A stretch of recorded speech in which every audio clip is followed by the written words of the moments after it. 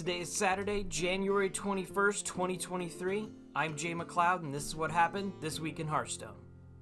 Let's talk about the Heroic Brawliseum. On February 1st, the fan-favorite Heroic Tavern Brawl is back, and get your gold ready. This time, there'll be a new special legendary quest tied to the brawl for those who want to earn something a little bit of extra. Win 3 games in this Tavern Brawl, and you'll get a Gold Queen Scarlet Death Knight, the first female Death Knight hero skin available whatsoever. There was a little bit of controversy because when the first patch was announced, it was saying that you needed to win 3 wins in one run of the Heroic Tavern Brawl, and this is not the case. What it will be is 3 total wins. So if it takes you 1 run, that's fine. If it takes you 2 or 3 runs, as long as you stack up 3 wins of this Heroic Tavern Brawl, you'll get that skin. Problem is, it's 1,000 gold or $10 for each one of these runs. There's a lot of individuals out there, content creators or what have you, that are saying that the rewards offered for this Heroic Tavern Brawl are not the greatest, and it doesn't work out for maybe unskilled or newer players.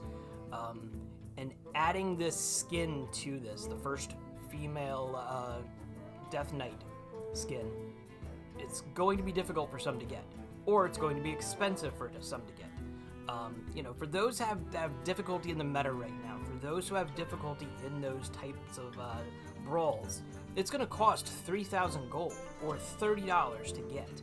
Some of those individual players don't have that. Free-to-play players are not going to put money into it, and the gold that they already have is being saved for potentially the mini set that's coming soon. I'm fine with this the way it is. I would much rather see something in the lines of put a card back out there and have the card back just be the Heroic Brawliseum card back, and for each time that you win, the card back's a little bit different. So maybe it's red, maybe it's green one time, maybe it has the date of the Tavern Brawl. There's a lot of opportunities there, but putting a new skin for a new class, especially the first female of that class, it just seems a little icky to me. I don't want to paywall some of these skins in that capacity. I think something better should have been at least discussed, or the opportunities would have been there. Battlegrounds Season 3 came out this week, and it is super fun. A couple of notes: without the quests, you have to level the tavern. When the quests were out, it was very easy to stay on Tavern Tier 1 or Tavern Tier 2 until you got the quest. Now it's a rush to get there.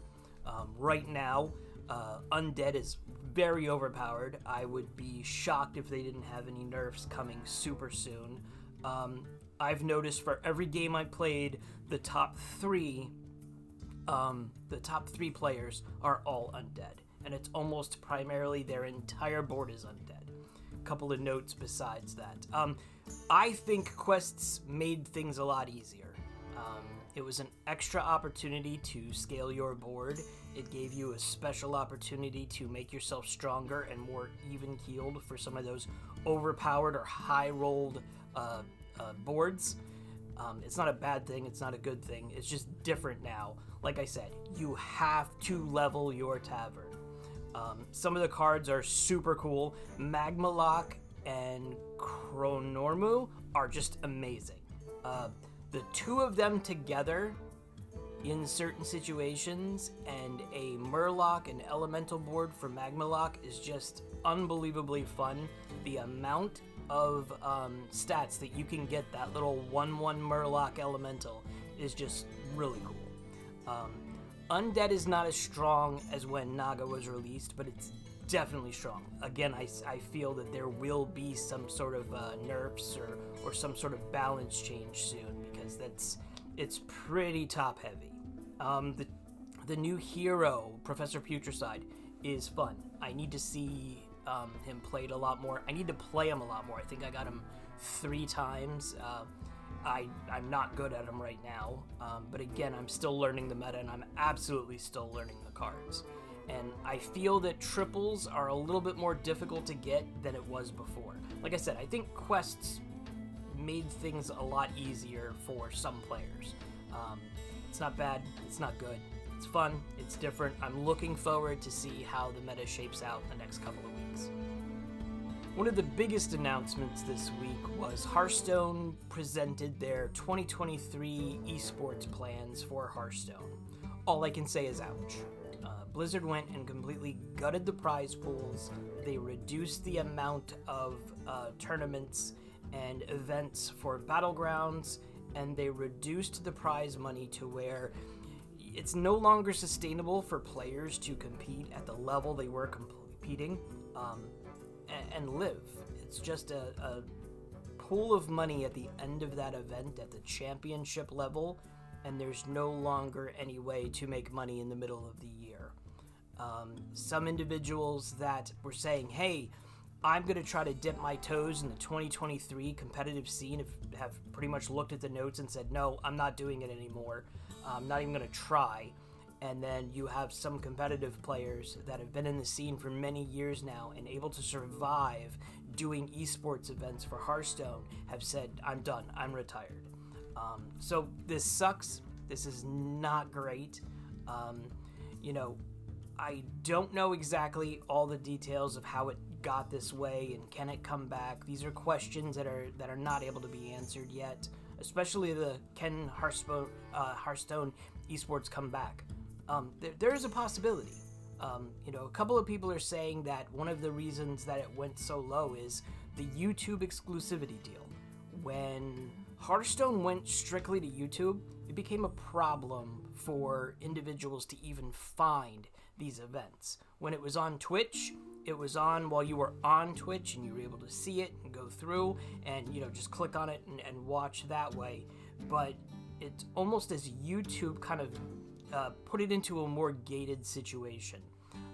Another thing is for 2022, the entire year, in my opinion, and I watched almost every single event, it was a little stale. There was a staleness in class diversity. There was a staleness in the decks. A lot of the times I was watching some of these events, especially at the end of the year, it was Groundhog Day. It was everybody playing the same deck, everybody's playing the same class, and I would go and watch 2 or 3 matches, and I didn't know who was playing, what they were playing, because it was all the same cards, the same decks, the same strategies, and it was a little stale.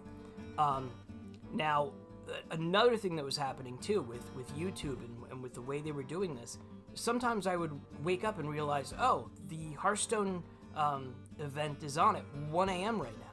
Now, I'm East Coast, and I know it's a worldwide event, but a lot of these events were not made for anybody other than Europe or APAC to watch this, without having to just watch a VOD at the end of the day.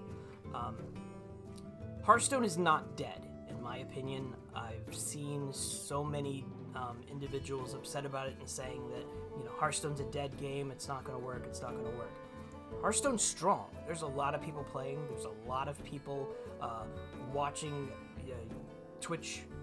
There's opportunity there. Will it go back to where it was when it first came out? Remember, this is the 10th year, I believe, of Hearthstone Esports. So there's some stagnation there. Could it get higher? Absolutely, there's potential there. Twitch, now that it's on Twitch and you'll be able to watch it that way, I think there's going to be more eyes on it. We'll see how it goes in 2023. It's not great news, and for the players that are affected and those that wanted to compete, no longer going to compete anymore, I feel for them. Let's just see what happens in 2023 before we see if it's dead and esports is gone. But in my opinion, Hearthstone's not going anywhere. In other news, China is unable to play Hearthstone or any other Blizzard games coming up this month for the foreseeable future. Long and short of it is, a third-party company, NetEase, licensed all Blizzard games to be played in China, and the license was not renewed. It's a he said, she said situation that we are not a part of, but I would be super shocked if it wasn't specifically related to the almighty dollar. When the news was first announced that they had not reached an agreement, so NetEase and Blizzard, and the partnership was closing, it sounded like, hey, we hope to work it out. And I was hoping to see like an 11th hour, like, we made it, we did it. Today, the situation is, hey, listen, let's burn the entire relationship to the ground. I'm seeing that there is videos online on the Chinese social media.